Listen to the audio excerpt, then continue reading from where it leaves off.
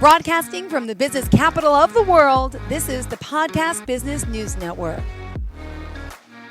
Welcome back to the show. We are joined by Rebecca Grotte from Avondale Design Studio. Excited to have her back here because she is an amazing interior designer based out of Texas. And we just have so much to talk about. And we've had some great shows in the past. So I know we're going to recap a little. But before we begin, would you mind just introducing yourself to everyone? Sure. My name is Rebecca Grotte. I'm a residential interior designer here in Houston, Texas, and I own Avondale Design Studio. And so I work on anything that's on the interior of your house. And how do we find you? Your website?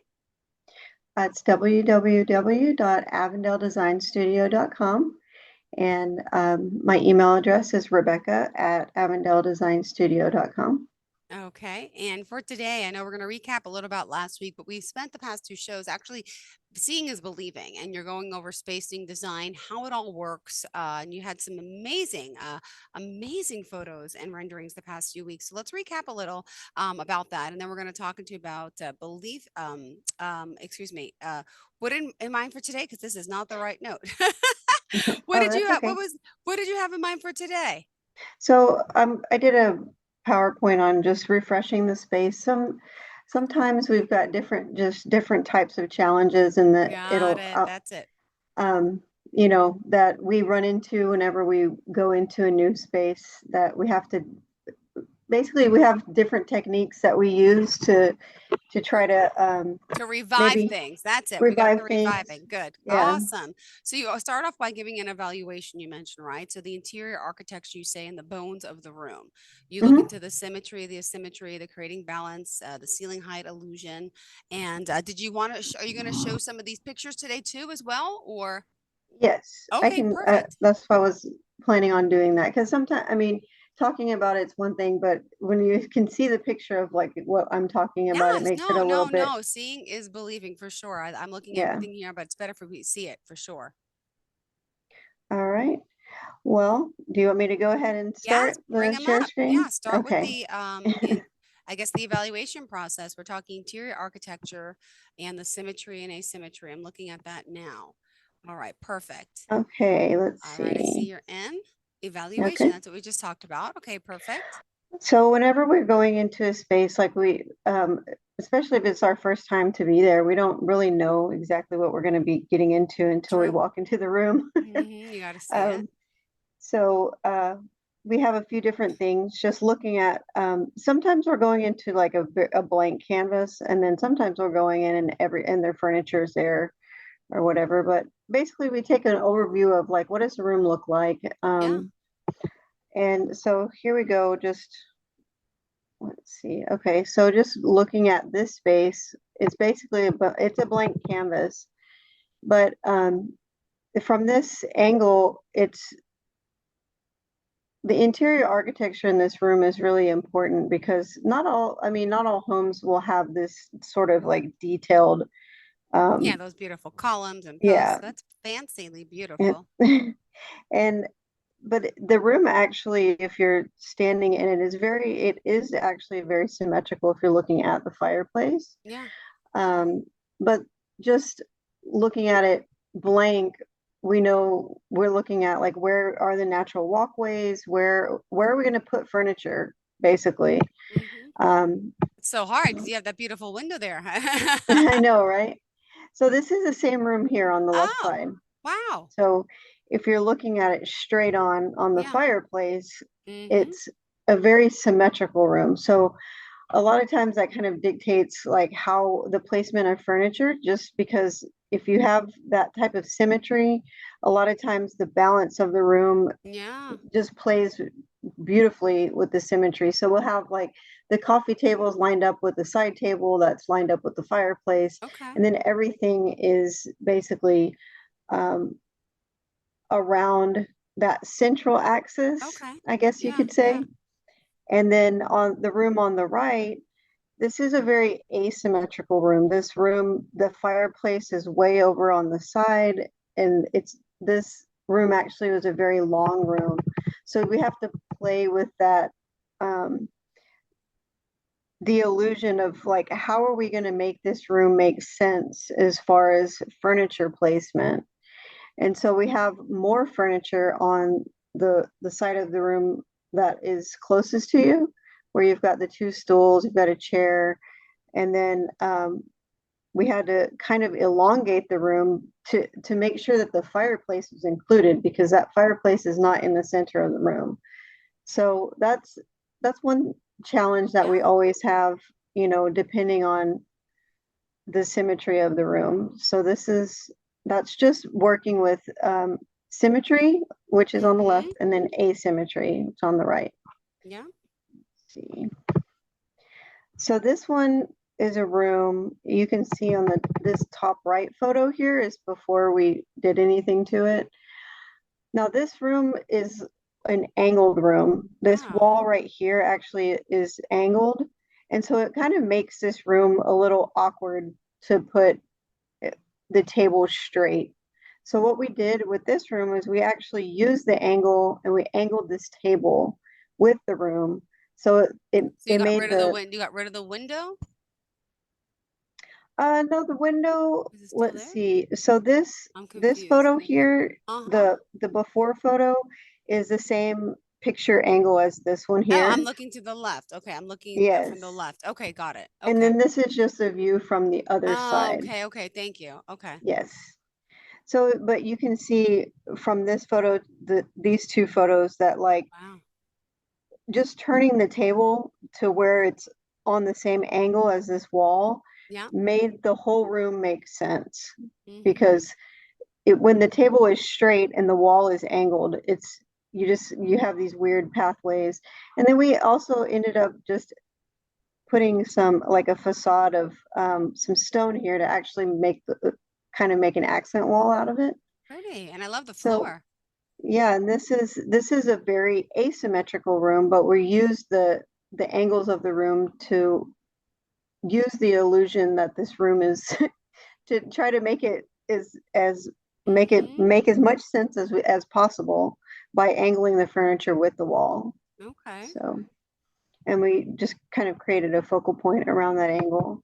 Perfect. So, okay, now this is the next part is ceiling height. So this room is actually only like an 8-foot ceiling. So this was a mid-century house, and this right here, like it goes down to like 7 feet here. So what we did was we actually used the furniture height to be very low so that we could Ah, create more of an illusion of height above the furniture.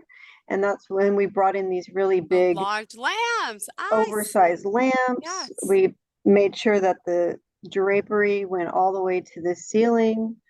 Um, and so in this room, and like this huge oversized print over here on this wall, so we actually use the furniture to help create the illusion of more height in this room. Let's see.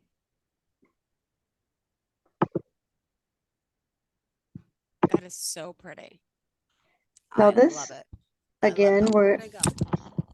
talking about ceiling height. So the room on the left, this room on the left, we actually use the furniture. Again, we use the furniture to kind of create height in this room. This is about an 8-foot ceiling as well. And the Oh, darn it. are Sorry. you here? Yeah, but I lost my camera. I don't know what happened. I'm here. Go ahead. Okay. Trying to figure out why. Go ahead. Okay. Um, so the room on the left is about an 8-foot ceiling. We use the wingback chairs. Used a really oversized back on the chair to create the illusion of more height in the room. And then the room on the right, this is about, I think the ceilings are like 11 or 12 feet in this room. It's Mhm. really tall. Okay. And so we brought in this oversized large floor mirror to create Wow. to create, the illusion that there's I love just that. to kind of fill out some of that wall space, because sometimes everybody likes a really tall ceiling, but sometimes you end up with these very void Mm-hmm. walls, and without not knowing what to do with them, so this is ceiling height low on the left and then ceiling height high on the right. Okay. Again, using furniture and placement to create more the illusion of the ceiling being higher on the left. And then actually on the right, we're using the mirror and stuff to create the illusion that the ceiling isn't as high as it is. It kind of helps it to bring it down to human scale. Okay, and now this room is actually the room that you saw earlier, that fireplace, or the asymmetrical room from the other vantage point. Now this is actually using drapery this is the before picture, and then this is the after picture. Wow. And basically what we did was we wrapped the wall in some beautiful grass cloth, but we took the drapery up to the ceiling there. Yeah. And we basically put the draperies like in the void spaces here. So it creates that. Oh, can I see the before again compared to that? Hold on. Yeah. I went like this. I thought I could move it myself. I can't. It's not my screen. But go back to before and after. Let me say, wow, what a difference. Yes. Oh my goodness. Beautiful. And see how on the right here, you can see the spacing in between the windows. The curtains cover it perfectly. So that's how we place the curtains right there in the middle. And then by doing that, you also create this line from the ceiling to the floor that's repeated 5 times. That helps draw the eye to make it look like it's higher. Okay, let's see. All right, now this room, we used some striping, like on the drapery here, on the leading edge of the drapery, we have this black stripe that helps to draw the eye to make it higher. And then also this grass cloth back here that's behind the bed, it's got stripes on it, the vertical stripes. So pretty. This just adding those bands of stripes across the room also helped just with the ceiling height, so we can use drapery in that to help with the illusion of height. Absolutely. So now we're just talking about reviving the space with patterns and fabric, wall coverings, rugs. Yep. So this is our before picture. This was a condo that we did in Galveston, and kind of a blank canvas. And this is what when we added all of the textures and the patterns there with the fabric. Extra cabinet space looks great too there to the right. Yes, we added some over there on the right side, and we basically came in and changed all the colors. So this is really what a fully designed room with custom fabrics. This is what fabric can do to your room, So coming up with a color palette, and this lady, she had a wonderful, she always had these wonderful antique rugs. So that was usually what we would start our color palette with. And then we just went from there. And again, I can show you the space before again. It's just amazing what you can do. And again, we came in with the drapery high, and we put the drapery in between every window like we did in the other one. And because this whole wall, it was all windows, because that was facing the ocean on that side.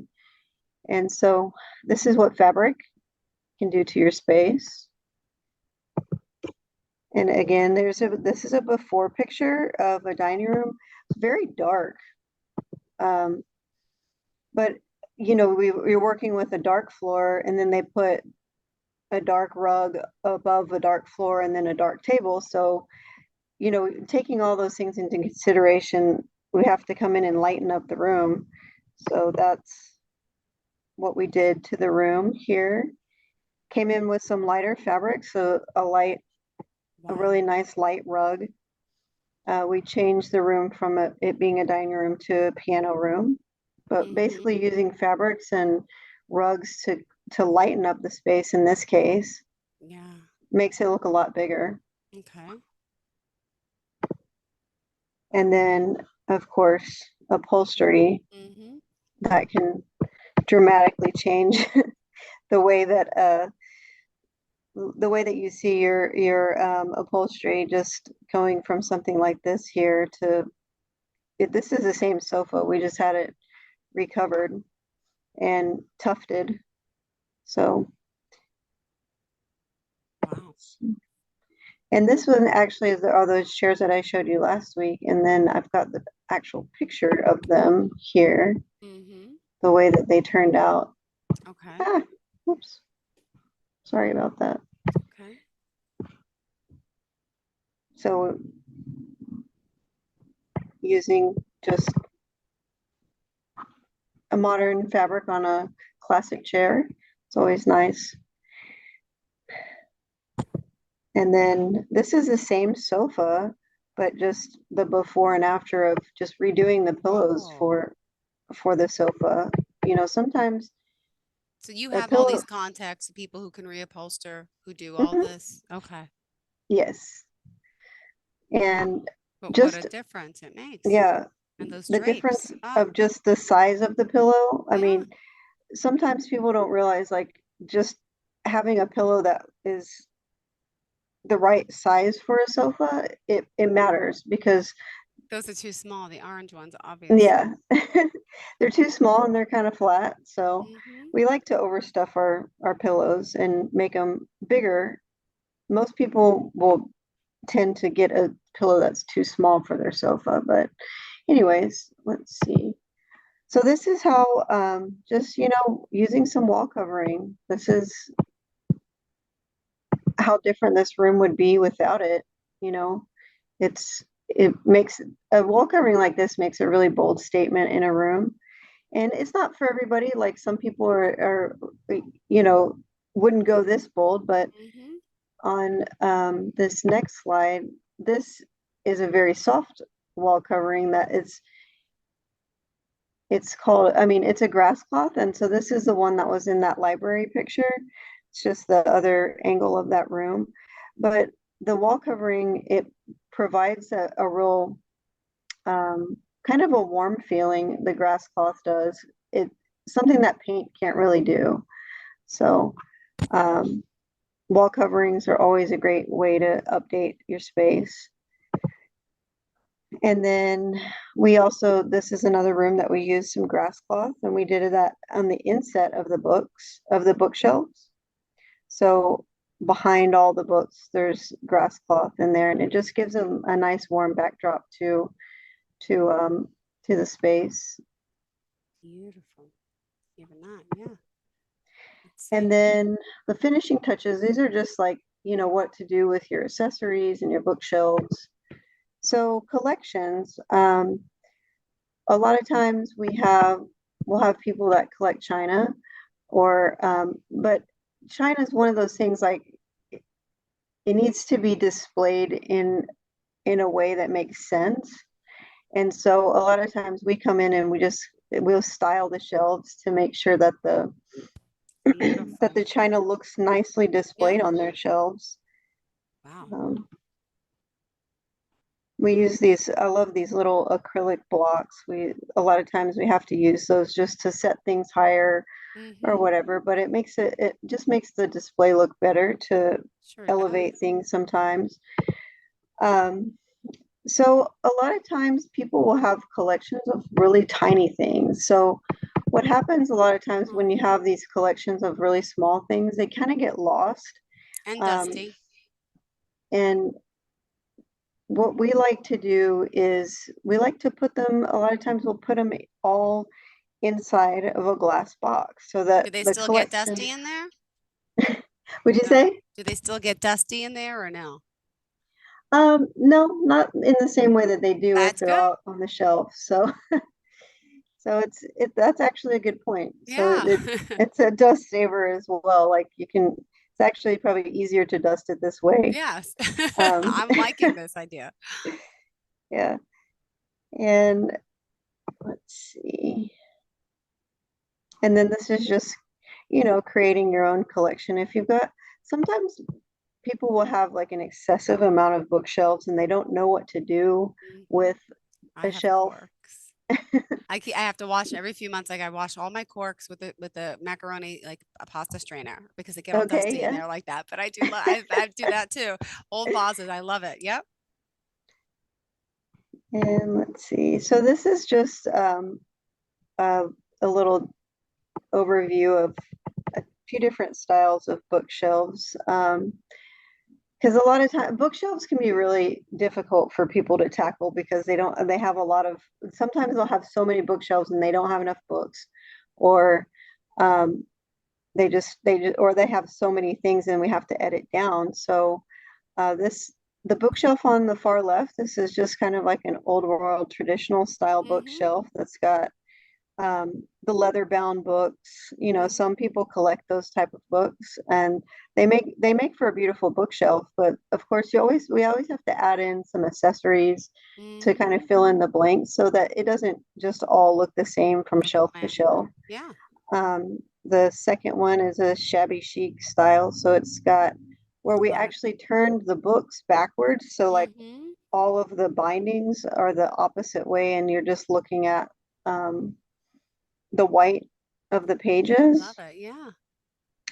A polished traditional is kind of keeping things black and white. We've got just, well, in this example, we've just got some black and white and some silver accessories there. And then the mid-century one, we just have Mm-hmm. a lot of different colors mixed in with some nice colorful glass, just different, using the colors to kind of Beautiful. let that go forward. Um, so yeah, it just depends on the style of the home too, and the Mm-hmm. style of the the client. Great. And then this is just a smaller little bookshelf that we put some wall covering in the back of, and they're just a smaller built-in, but at least they look like they've got some purpose to them, for each And shelf. character. I love it. Yeah. Yep. And the amethyst. Yep. And last we have vignettes, you say for perfect or small areas. Yeah. So the vignette's just kind of like that little moment in a room where you've got just a beautiful display of, like the picture on the left is just a beautiful antique lamp with a nice floral arrangement, and it's just basically a little moment in a room that can really make that corner or whatever look way better than just having Yeah. a blank table there in the That corner. cherry So, blossom, the book, even that amazing looking lamp. It's like a candelabra. And then on the mhm. right, what do you have on the right? The little We've the floral design we've and got a little floral, and then we've got, this is just like a wow. table sculpture, Mm-hmm. you know, and a little box here. Oh, But those are the moments beautiful. in a room that can really, it And makes the room that's when I walk more into Home complete. Goods and I get overwhelmed because then I get too many and then there's no room for them. That's my problem is abundance because you want to like switch it out because you get sick of it and yeah, but beautiful work, Rebecca. Again, Rebecca Yeah. Grotte always impressing us with her work. Avondale Design Studio, could you share how we can reach out to you? Yes, my email address is rebecca.grotti@Avondale Design Studio. I'm sorry, Rebecca@AvondaleDesignStudio.com. And my website's www.avondaledesignstudio.com. And my phone number is 803-565-3101. Amazing. Like, aren't you tempted to reupholster your seat behind you? Because it was the same last week. Like, how do you do that as designer? Decide like when it's time. That would drive me crazy. But I would always want to change things in my home. Yeah, I mean, I try to not I You try have to the not fun of do it all the creating, time. you do it for other people, so you're used to it, but it's beautiful. Same with your shirt, as always, beautiful and great accent piece across your right shoulder. That beautiful picture. Thank you so much, Rebecca Thank Grotte. Have you. a fantastic day. Always a pleasure hearing you, seeing you. And like I said, seeing is believing. Really do amazing work. I hope people will reach out to you. And I wish I could. I wish I lived closer. And I wish one day when I don't have kids, I could do my house nice. Thank you, Rebecca.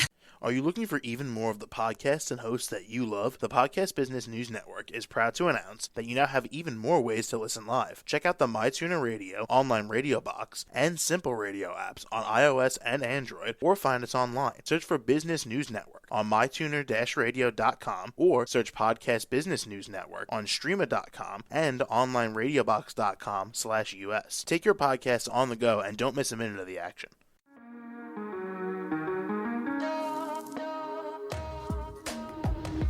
Broadcasting from the business capital of the world, this is the Podcast Business News Network. For nearly 2,000 severely injured veterans, everyday life has become filled with barriers. Day-to-day simple tasks can become pretty daunting. I have to carry my chair up 2 flights of steps or have somebody do it for me. What scares me the most is just the falling. When I'm struggling with my house, I think, to have that one great barrier just knocked down, it's crucial. Home for Our Troops is a wonderful nonprofit that builds a mortgage-free, fully adaptive, handicap-accessible house. And there's no catch. It'll be our very first home that we've ever owned. This is a game changer. This is where your life begins again. We need you to join us in completing this important mission. Please visit hfotusa.org and help build homes and rebuild lives. Because of you, everything's going to be okay.